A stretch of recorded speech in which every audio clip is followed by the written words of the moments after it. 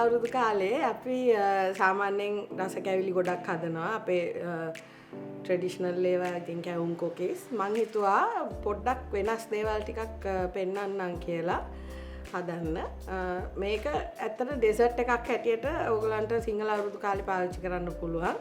මේක ලාංකික නොවුනට හැමෝම කන්න කැමති රස ඩෙසර්ට් එකක්.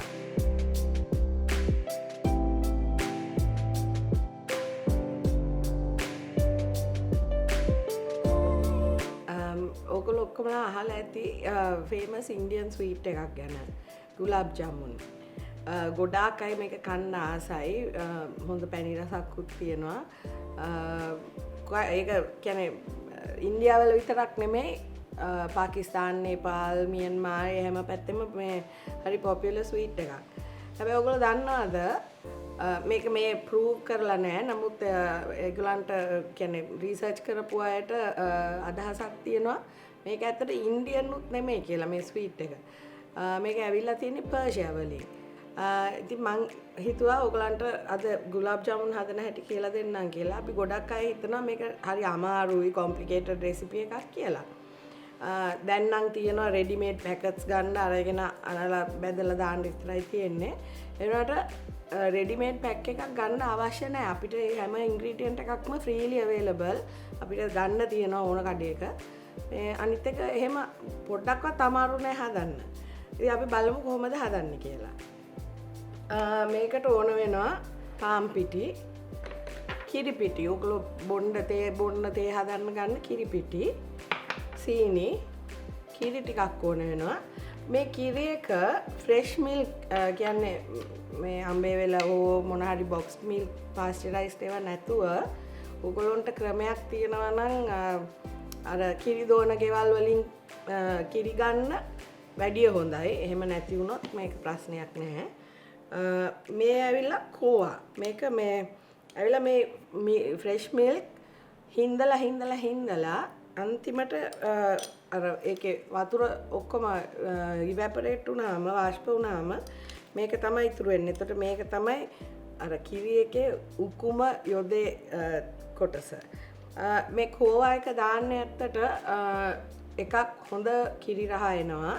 අනිත් එක ඒ අනන ඩෝ එක බැද්දම පස්සේ හොඳ සොෆ්ට් එකට තියෙනවා. මේක ෆුල් අපි දැන් මුළු එකම අනන්න මේ ඔක්කොම ගන්න නැහැ.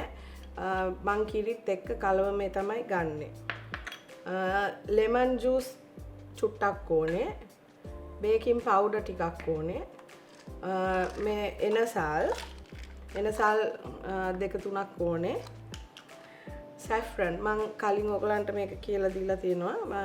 මලක රේනුව මේවත් ගන්න තියෙනවා කේක් බඩු එහෙම ගන්න තියෙන කඩවල් වල. මේකත් මං කලින් පෙන්නලා තියෙනවා. මේ රෝස මල් පෝට්ටු. මේක දැම්මහම අපිට රෝස් එසන්ස් වගේ දේවල් දාන්න අවශ්‍ය නැහැ. මොකද මේකේ හොඳ ස්ට්‍රෝං ෆ්ලේවර් එකක් උයි සුවඳක් උයනවා. හදිසියවත් ඔයගලන්ට මේක ගන්න නැත්තම් රෝස් වෝටර් හරි රෝස් එසන්ස් හරි රෝස් එසන්ස් පාවිච්චි කරනවා නම් බොහොම චුට්ටයි පාවිච්චි කරන්න ඕනේ. රෝස් වෝටර් දානවා නම් ඊට වැඩිය ටිකක් පාවිච්චි කරන්න ඕනේ. එළඟි තෙල් ඕනේ. මේ ජාමුන් එකේ රහ තියෙන්නේ ඇත්තට එළඟි තෙල් වල බැද්දොත් තමයි. නෝමල් වෙජිටබල් ඔයිල් වල බදින්න පුළුවන්. නමුත් එම රහම එන්නේ නැහැ. ඒ හින්දා මම නම් කැමති මේකෙන් බදිනවා නම්. තුර ටිකක් ඕනේ සීනි එක දිය කරන්න. මේක වැඩි වෙලා යන්නේ නැහැ. අපි බලමු කොහොමද හදාගන්නේ කියලා. මේකේ ඉස්සෙල්ලම මම sugar syrup එක හදනවා. දැන් ජාමුන් හදලා ඉවරුනහම රස්නේ පිටින් sugar syrup එකේ සීනි වතුර වල බස්සන්න ඕනේ. ඉතින් ඒක ඕනට වැඩිය රස්නෙට තියෙන්නත් බෑ. ලා රස්නෙන් තියෙන්න ඕන. ඉතින් මම ජාමුන් එක හදන්න ඉස්සෙල්ලා sugar water එක හදලා ඉන්නවා. ඒක අපි එතකන් නිවෙන්න තියලා අනිත් ටික කරමු. මේකට ඕන වෙනවා සීනි වතුරයි. ඔයගොල්ලෝ ජාමුන් හදන ප්‍රමාණය අනුව ගන්න. අද මං හදන ප්‍රමාණයට මං ගන්නේ සීනි කෝප්ප භාගයයි. එකට එකක් වෙන්න ඕනේ. කියන්නේ සීනි කෝප්ප භාගයක් වුණොත් වතුර කෝප්ප භාගයයි.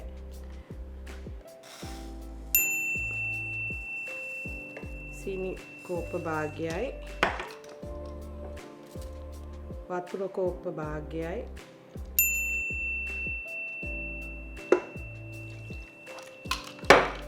ලෙමන් ජූස් ගන්න කියලා කිව්වනේ මම. ලෙමන් ජූස් හැඳි කාලා, තේ හැඳි කාලක් විතර. ගොඩක් දාන්න එපා. බොහොම පොඩ්ඩයි ඕන වෙන්නේ. මේකටම අපි එනසල් කරල් 3-4ක් දාගන්න.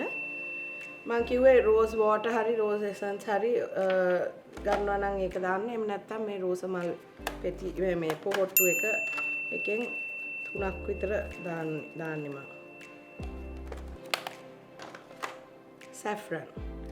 saffron strands 3-4ක් මෙහෙම අතට පොඩි පින්ච් එකක් අරගෙන ඒක දාන්න. දාලා අපිට තියෙන්නේ මේක රත් කරගන්න.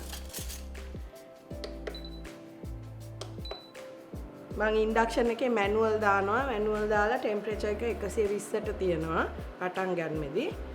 සීනි එක දිය වෙනකොට අපි 100ට අඩු කරගමු.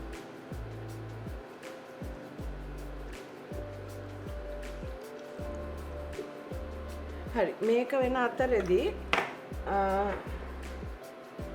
අපි ජමුන් එක අනාගමු. මේක කිරලා ගන්න. මොකද මෙෂර්මන්ට් එක කියන්නේ පිටි වැඩි වෙලා කිරි පිටි අඩු වෙලා එහෙම මොන හරි වුණොත් පොඩි බැලන්ස් එක ඔෆ් වෙනවා. මේකට මම අද ගන්නේ කිරි පිටි බොන පිටි ග්‍රෑම් 50යි.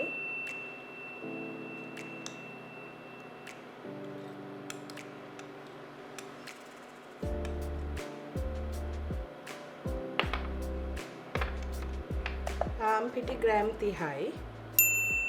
බිඳුව කරන්න weighing scale එක.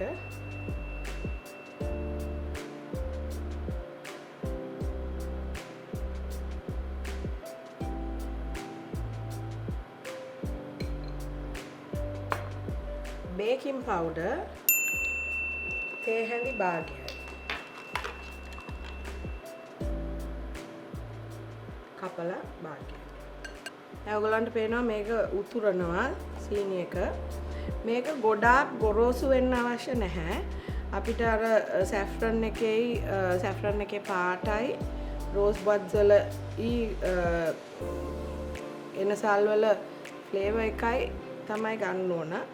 මේක කොහොමත් මිනිත්තු 5ක් විතර උතුරන්න දෙන්න හොඳට. සීනි රත් කරනකොට හොඳටම පරිස්සම් වෙන්න. මොකද සීනි ඉතා ඩේන්ජරස්, ඉතා භයානකයි. රත් වෙච්ච සීනි අතේ හැම ඇඟුනොත් හැම ගැලවිලා යන්න පිච්චෙනවා. හරි ඒක කරනකන් අපි මේක මික්ස් කරගමු. මේක පොඩ්ඩක් මේ දාගත්ත ඉන්ග්‍රීඩියන්ට්ස් ටික කලවම් කරගන්න.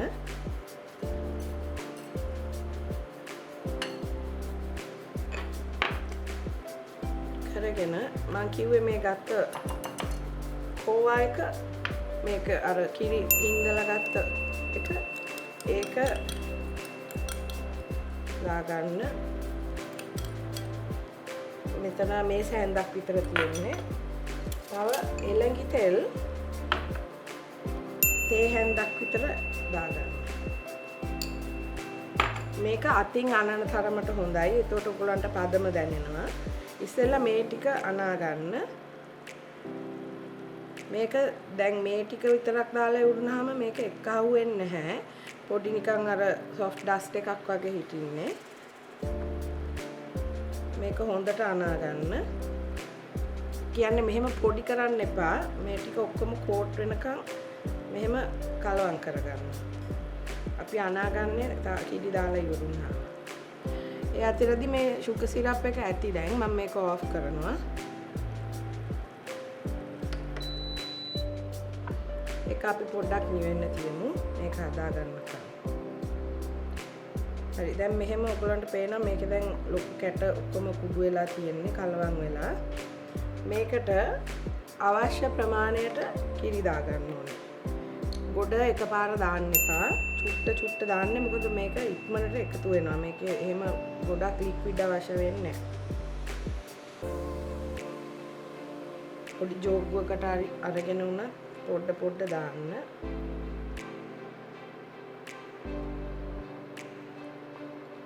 සමහරක් අය අහයි මේක කිරි වෙනුවට වතුරෙන් අනන්න පුළුවන්ද කියලා. බැරි කමක් නැහැ. හැබැයි රහ අඩුයි.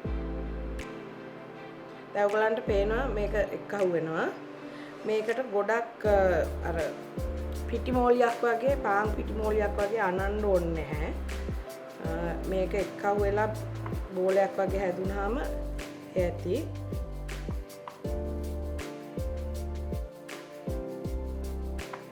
ඔයගලන්ට අතට දැනේ මේක පදම මේ මෙහෙම කෑලි කුඩු වෙලා යන්න බෑ. මේක ටිකක් එක්කහුව වෙන්න ඕන. එක්කහුව කරපුවාම එක්කහුව වෙන්න ඕන හොඳට. මම තව චුට්ටක් කිරි දාගන්නවා. මොකද අපි මේක මිනිත්තු 10ක් තියන්න ඕනේ.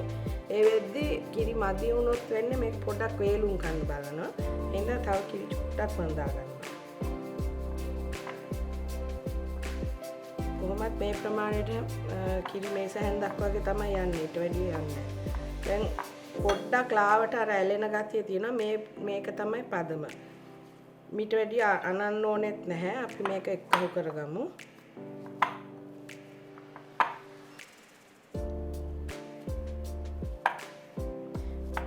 එක්කහුව කරලා මේ බෝලේ රෙදි කෑල්ලකින් හරි ලන්ච් ෂීට් එකකින් හරි වහලා මිනිත්තු 10ක් විතර තියන්න. හරි දැන් අපි මේක මිනිත්තු 10ක් විතර තිබ්බා. මේක දැන් අරගෙන මේකෙන් පොඩි බෝල හදන්න ඕන. එක්ක ඔයගොල්ලෝ බෝල විදිහට කැමති නම් එහෙමයි. හදිසියෙවත් මේක එක්කහුව වෙන්නේ නැත්නම් මේ විදිහට නිකන් මෙහෙම කුඩු වෙලා යනවා නම් තව කිරි චුට්ටක් දාගන්න. ඔයගොල්ලෝ දිගටි සමහරක් අය හදනවා මෙහෙම දිගටි විදිහට. එහෙම වුණත් කමක් නැහැ. ඔයගොල්ලෝගේ කැමැත්ත. මේක හැබැයි හොඳට එක්කහුව වෙන්න හදලා මේ විදිහට බෝල කරගන්න. ගොඩාක් ලොකු දැන් අපිට ජමුන් එක මීට වැඩිය ලොකු වෙනවා. මොකද මේක සුගර් සිරප් එකේ බැස්සුවාන් පස්සේ එහෙනම් ඕන්ට වැඩිය ලොකු ඒවා හදන්න එපා. මේ විදිහට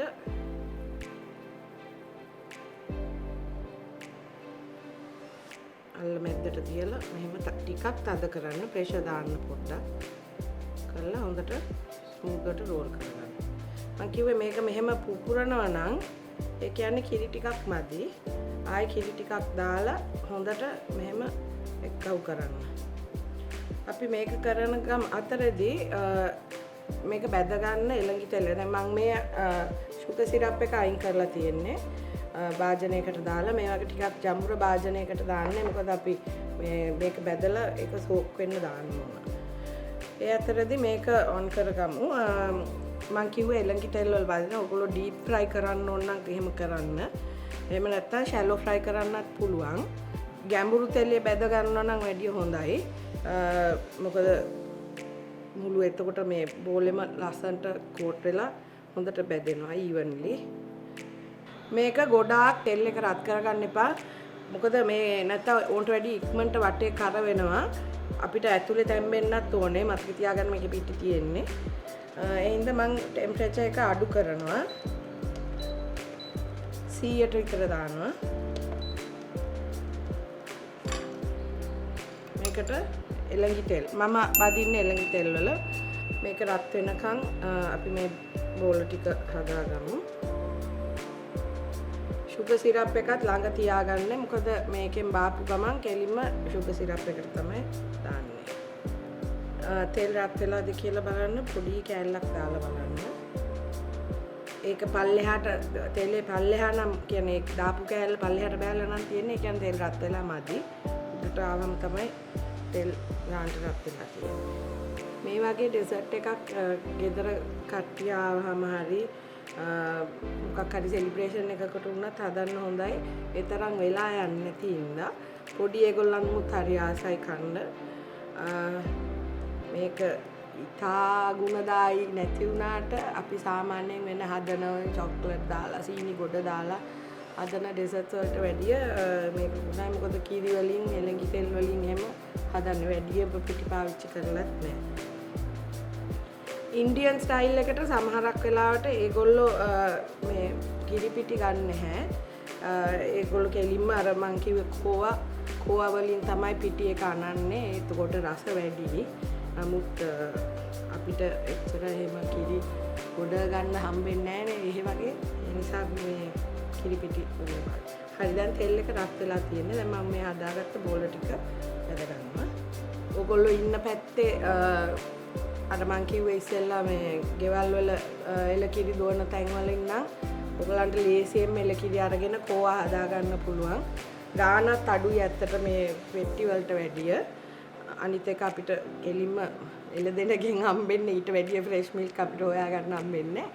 ඒ නිසා මේ try කරන්න හැමත් හදන්න හම්බෙනවා නම්.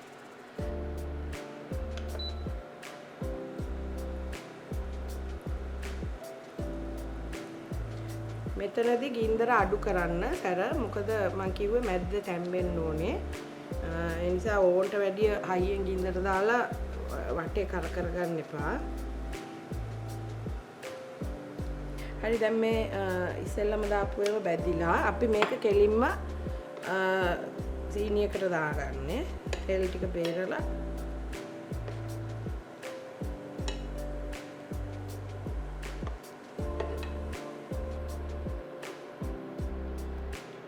මේ එළඟි තෙල් විසි කරන්න එපා. මේක ආයි ප්‍රයෝජනෙට ගන්න පුළුවන්. එක්ක ආයි පාරක් බැද ගන්න දෙයකට එහෙම නැත්නම් ටෙම්පරාදු දාන වෙලාවට. ඒ හින්දා මේක පෙරලා බෝතලයක දාලා තියාගන්න. හරි දැන් මේක ටිකක් මේ විදිහට පෙඟෙන්න ඕන. කියන්නේ මේවක ඇතුළට බෝල ඇතුළට සුගර් සිරප් එක උරා ගන්න ඕන. මේක ටිකක් මේ විදිහට තියන්න. මේසෙට සර්ව් කරනකොට මේ එනසල් කරල් ටික එහෙම අයින් කරන්න. මේ වගේ ඩෙසර්ට් එකක් සිංහල අවුරුදු කාලෙට ගෙදරට අමුත්තු ආවහම එහෙම දෙන්නත් ගොඩක් සුදුසුයි. හැබැයි සමහරක් අය ගුලාබ් ජාමුන් සර්ව් කරනකොට සීතලට දෙන්න. කියන්නේ ෆ්‍රිජ් එකේ දාලා. එතකොට ඒ තරම් ඒකේ රස නැහැ. පුළුවන් නම් ඔයගලන්ට මේක මයික්‍රෝවේව් එකේ දාලා තප්පර 10ක් 15ක් විතර රත් කරලා රස්නේ පිටින් සර්ව් කරන්න. එතකොට තමයි ඒකේ රහ වැඩියෙන් දැනෙන්නේ. මේක හොඳට පෙඟුනහම සීනි ඔක්කොම උරාගත්තාම ඒ හදාගත්ත ගුලි ටික ගොඩාක් මෙලෙක් වෙනවා. ගොඩක් සොෆ්ට් වෙනවා. අපි මේක දැන් සර්ව් කරගමු. සාමාන්‍යයෙන් මේකේ පෝෂන් සයිස් එක එක්කෙනෙක්ට ගුලාබ් දෙකක් වගේ තමයි. මම ඒ නිසා ඒ විදිහට සර්ව් කරගන්න. සුගර් සිරප් චුට්ටක් දාන්න.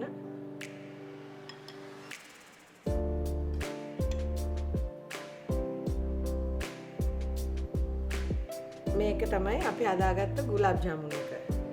ඔයගොල්ලෝ try කරලා බලන්න සිංහල අවුරුදු කාලෙට හදලා.